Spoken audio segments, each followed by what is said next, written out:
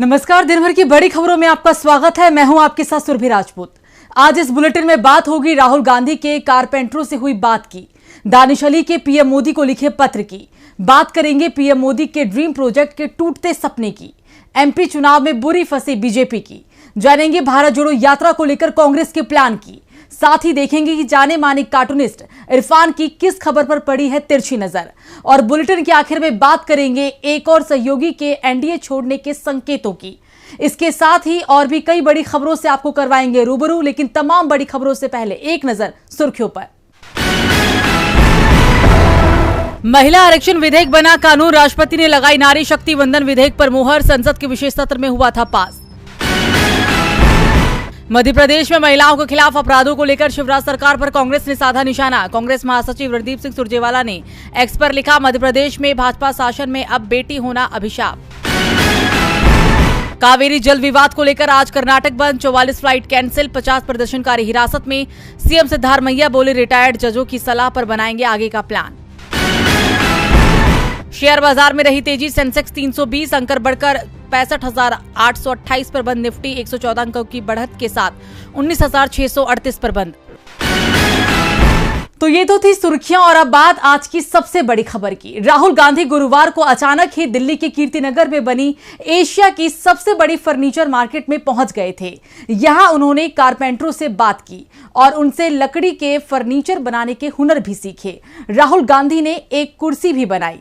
तो क्या कहा राहुल गांधी ने, देखिए ये रिपोर्ट। राहुल गांधी कीर्तिनगर की फर्नीचर मार्केट में पहुंचे थे। यहाँ वो 5 घंटे तक रुके और कारपेंटरों से उन्होंने समस्याओं को सुना, लकड़ी के कारीगरों से उनके हुनर का पाठ सीखा। राहुल गांधी 5 घंटे तक वहां रुके और एक टेबल कुर्सी भी उन्होंने तैयार की।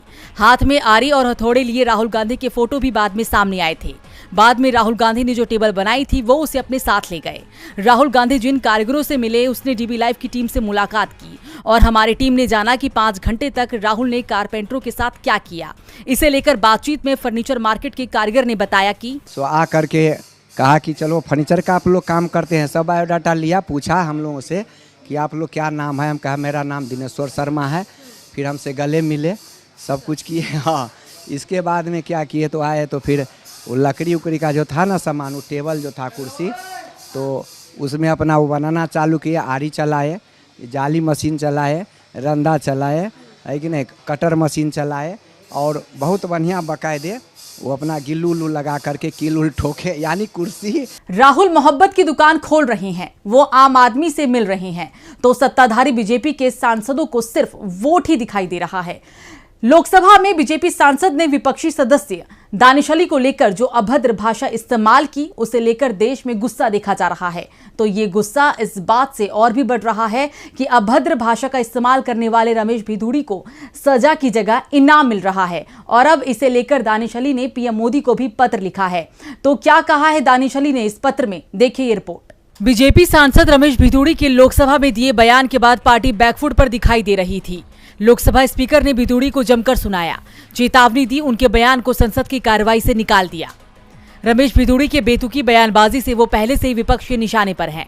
विपक्ष कार्रवाई की मांग कर रहा है। पीएम मोदी ने भिदुड़ी को लेकर अभी तक चुप्पी साधी हुई है, तो वहीं अब बीएसपी सांसद दानिश अली ने मोदी की चुप्पी को लेकर सवाल खड़े कर दिए हैं। बसपा सांसद दानिश अली ने पीएम मोदी को पत्र लिखा और सोशल मीडिया एक्स पर लेटर को शेयर भी किया और कैप्शन में लिखा, दुनिया देख रही है, आप इस पर भी खामोश हैं। आज मैंने माननीय प्रधानमंत्री और लोकसभा के नेता को एक पत्र लिखा। नरेंद्र मोदी जी से अनुरोध है कि संसदीय मर्यादा को बनाए रखें और उसकी रक्षा करें, अपनी चुप्पी तोड़ें, क्योंकि दुनिया भारत को करीब से देख रही है। दानिश अली ने पीएम से संसदीय गरिमा बनाए रखने की भी अपील की है और इशारों में ये भी साफ कर दिया है कि मणिपुर मामले में जिस तरह से पीएम बिल्कुल चुप है, वैसे ही बीजेपी सांसद के बेतुके बयान को लेकर भी पीएम मोदी ने मौन धारण किया हुआ है। शायद पीएम मोदी फिर भी कुछ नहीं बोलेंगे। पीएम की चुप्पी भले ही नहीं टूट रही हो, लेकिन उनका एक बड़ा सपना जरूर टूटता हुआ दिखाई दे रहा है। एक देश एक चुनाव को लेकर मोदी सरकार बड़े बड़े दावे कर रही है, लेकिन इस दावे की हवा बीजेपी लॉ कमीशन ने ही निकाल दी है। क्या कहा है लॉ कमीशन ने, देखिए ये रिपोर्ट। 2024 के लोकसभा चुनाव नजदीक है। 6 महीने के अंदर चुनावों का ऐलान हो जाएगा, लेकिन चुनावों से पहले सरकार की ओर से एक देश एक चुनाव का शिफुगा छोड़ा गया था। पूर्व राष्ट्रपति रामनाथ कोविंद की अध्यक्षता में एक टीम भी बनाई गई थी। लॉ कमीशन से भी रिपोर्ट मांगी गई थी। दावा किया गया था कि साल 2024 के लोकसभा चुनाव से पहले वन नेशन वन इलेक्शन को लागू किया जाएगा, लेकिन अब लॉ कमीशन ने साफ कर दिया है कि सरकार कुछ भी सोचे, लेकिन 2024 में वन नेशन वन इलेक्शन संभव नहीं है। यानी 2024 में एक साथ लोकसभा और विधानसभा चुनाव नहीं होंगे। लॉ कमीशन की रिपोर्ट विशेष रूप से केवल लोकसभा और विधानसभा चुनावों से संबंधित है। लॉ कमीशन ने बुधवार को अपने सदस्यों के साथ एक देश एक चुनाव सहित 3 मुद्दों पर विचार करने के लिए बैठक बुलाई थी। इनमें से एक राष्ट्र एक चुनाव मामले पर कई पेच बताए गए हैं, साथ ही कुछ मामलों पर सर्वसम्मति भी बनाई गई। आयोग के अध्यक्ष जस्टिस ऋतुराज बैठक को लेकर के बताया कि हमने एक राष्ट्र एक चुनाव को लेकर के चर्चा की, लेकिन इस मुद्दे पर कोई ठोस नतीजे पर नहीं पहुंच पाए हैं। लगता है अंतिम रिपोर्ट भेजने से पहले और बैठकें होंगी। दावा किया जा रहा है कि एक साथ चुनाव के लिए संसद को संविधान और जन प्रतिनिधित्व कानून में कोई संशोधन करने की जरूरत है। इससे ये जरूर साफ हो गया है कि साल 2024 में एक देश एक चुनाव संभव नहीं है। इससे पहले 21वीं विधि आयोग के अध्यक्ष जस्टिस वीएस चौहान ने भी एक देश एक चुनाव को लेकर के रिपोर्ट तैयार की थी। उस रिपोर्ट में सुझाव दिया गया था कि एक देश एक चुनाव लागू करने से पहले संवैधानिक और व्यवहारिक जमीन तैयार कर ली जाए। कई राजनीतिक दलों से भी इस बारे में बात की गई थी। 2024 में तो एक देश एक चुनाव संभव नहीं है और इसके बाद मोदी सरकार रहेगी या जाएगी, पहले इस पर फैसला होगा। बाद में एक देश एक चुनाव की बात होगी, क्योंकि चुनावों में बीजेपी पहले ही फंसी हुई है। लोकसभा चुनाव से पहले 5 राज्यों में विधानसभा चुनाव होने हैं और चुनावों से पहले बीजेपी में बड़ी बगावत हो गई है, खासतौर पर मध्य प्रदेश में। ऐसे में अब गृह मंत्री अमित शाह भोपाल जा रहे हैं, तो क्यों बार बार जा रहे हैं भोपाल शाह, देखिए ये रिपोर्ट। मध्य प्रदेश में बीजेपी उम्मीदवारों के खिलाफ पार्टी कार्यकर्ताओं ने ही बगावत कर दी। सड़क पर बीजेपी के कार्यकर्ता दिखाई दे रहे हैं और उम्मीदवार बदलने की मांग कर रहे हैं। सबसे ज्यादा विरोध मालवा, निवाड़, महाकौशल और विंध्य में दिखाई दे रहा है, तो बुंदेलखंड और मध्य भारत में भी बगावत का असर महसूस किया जा रहा है। नागद खाचरौस सीट पर पार्टी उम्मीदवार के खिलाफ कई नेताओं ने इस्तीफा दे दिए और अब देपालपुर से बीजेपी प्रत्याशी मनोज पटेल के खिलाफ कार्यकर्ता सड़क पर हैं। पटेल को बाहरी उम्मीदवार बताया जा रहा है। सीधी से उम्मीदवार बनाई गई बीजेपी की सांसद रीति पाठक को लेकर तो स्थानीय बीजेपी विधायक केदारनाथ शुक्ला ने ही दावा कर दिया है कि वो रिकॉर्ड वोटों से हारेंगी। बीजेपी उम्मीदवारों के बढ़त के विरोध के बीच 1 अक्टूबर को अमित शाह एक बार फिर भोपाल पहुंच रहे हैं और उनके भोपाल पहुंचने से पहले ये भी साफ हो गया है कि बीजेपी जिन सीटों पर उम्मीदवार घोषित कर चुकी है, उनमें से 1 दर्जन सीटों पर उम्मीदवार बदलने की तैयारी में है। शाह के दौरे को बीजेपी की बगावत से जोड़कर देखा जा रहा है। दावा किया जा रहा है कि शाह पार्टी नेताओं के साथ बैठक में नेताओं की बगावत का फीडबैक लेंगे। ये भी देखेंगे कि जो उम्मीदवार जिस विधानसभा क्षेत्र से उतारा गया है, वहां की जनता उम्मीदवार के संबंध में क्या सोच रही है। अगर उम्मीदवार कमजोर है या फिर जनता के बीच उसका जबरदस्त विरोध है, तो उसे बदला जाएगा। इसके बाद कई उम्मीदवारों को बदलने की तैयारी चल रही है और अब इस खबर का उल्टा असर दिखाई भी दे रहा है। कई उम्मीदवारों ने तो टिकट कटने की संभावना को लेकर प्रचार बंद कर भोपाल और दिल्ली के चक्कर लगाना भी शुरू कर दिया है। अब पलटी मारने की तैयारी, पहले उम्मीदवार बनाया, अब टिकट काटने की तैयारी। बीजेपी में टिकट देना और फिर काटने का खेल शुरू होने वाला है। तो दूसरी तरफ कांग्रेस बीजेपी की परेशानी को बढ़ाती दिख रही है। कांग्रेस सांसद ने यूपी में भारत जोड़ो यात्रा को लेकर बड़ा ऐलान कर दिया है। तो क्या है भारत जोड़ो यात्रा का प्लान, देखिए ये रिपोर्ट। 2024 के लोकसभा चुनाव से पहले ही बीजेपी की नींद उड़ गई है।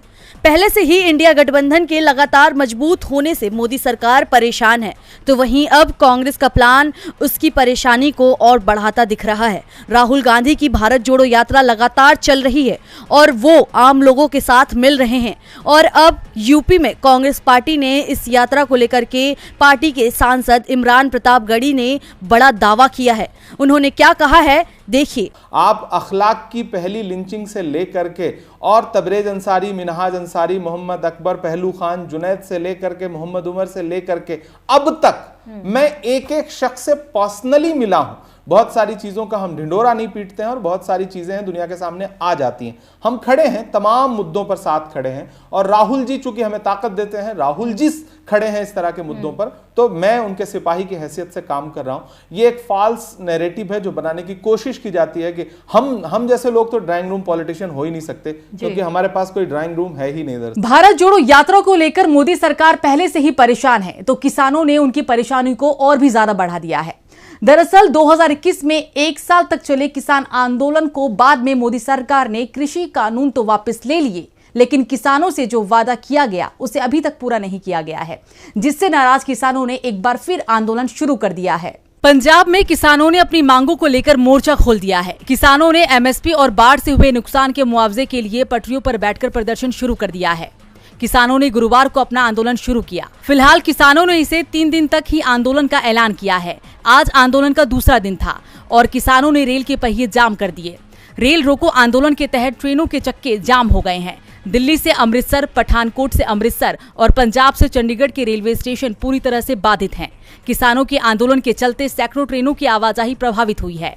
जानकारी के मुताबिक पंजाब की 12 जगहों पर किसान पटरियों पर जमा हुए हैं, जिससे रेलवे की व्यवस्था बिगड़ चुकी है। किसानों का आंदोलन हालिया बाढ़ से हुए नुकसान के लिए वित्तीय पैकेज, एमएसपी की कानून गारंटी और व्यापक कर्ज माफी को लेकर किया जा रहा है। किसान आंदोलन के कारण प्रभावित रेल सेवाओं पर उत्तर रेलवे के महाप्रबंधक शोभन चौधरी ने कहा है कि कल सुबह से पंजाब में कुछ किसानों ने धरना दिया हुआ है। उन्होंने 72 घंटे तक धरने का नोटिस दिया है। वे कल से फिरोजपुर मंडल के 14 स्थानों और अंबाला मंडल के 4 स्थानों पर बैठे हैं, जिसके कारण ट्रेन संचालन बाधित है। किसान आंदोलन के बाद देखते हैं कि जाने माने कार्टूनिस्ट इरफान की किस खबर पर पड़ी है तिरछी नजर।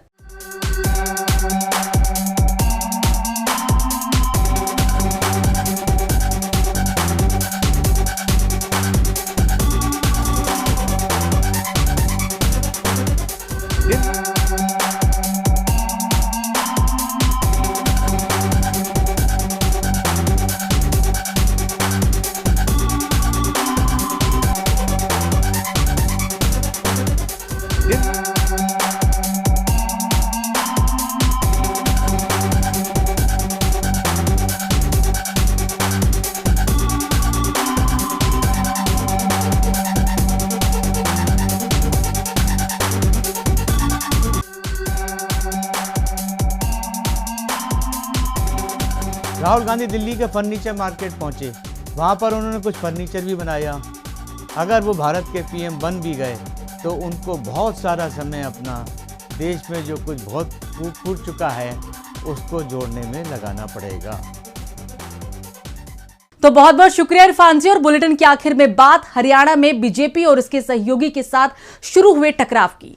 हरियाणा में 2019 से बीजेपी और जेजेपी के गठबंधन से डबल इंजन की सरकार सत्ता में है, लेकिन डबल इंजन की इस सरकार के दोनों ही इंजन अलग अलग दिशा में दौड़ते हुए दिख रहे हैं और दावा किया जा रहा है कि 2024 लोकसभा चुनाव से पहले ही कई बार खबर भी आ चुकी है कि जल्द ही बीजेपी जेजेपी का गठबंधन टूट सकता है।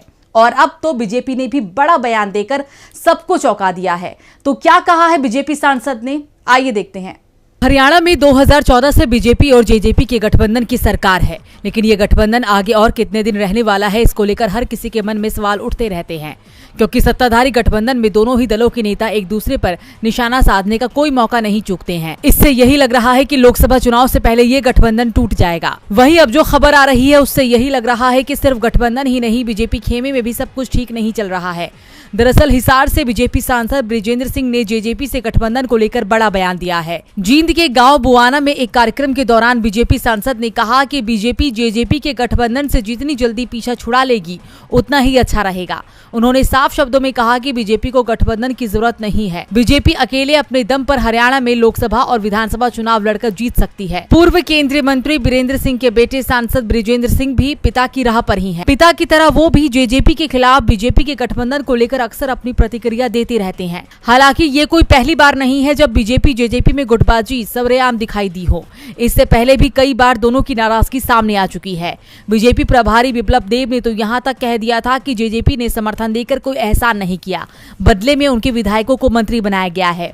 बिप्लब के इस बयान से जननायक जनता पार्टी की ओर से साफ कर दिया गया था कि जरूरत हुई तो वो सरकार से अलग होने को तैयार हैं। तो आज इस बुलेटिन में इतना ही। देखते रहिए डीबी लाइव। नमस्कार।